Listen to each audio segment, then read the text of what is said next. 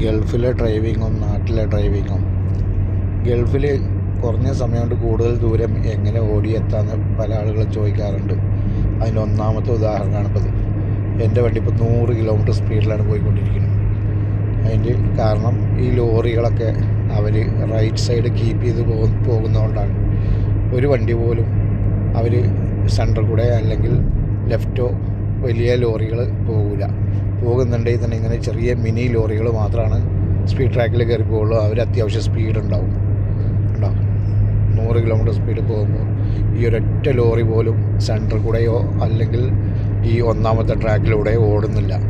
ഈ ഓടുന്ന വണ്ടികൾ മൊത്തം ആ ലാസ്റ്റ് 3ാമത്തെ ട്രാക്കിലൂടെയാണ് ഓടുന്നത്.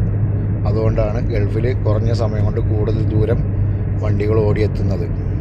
ഇപ്പോൾ മനസ്സിലായില്ലേ?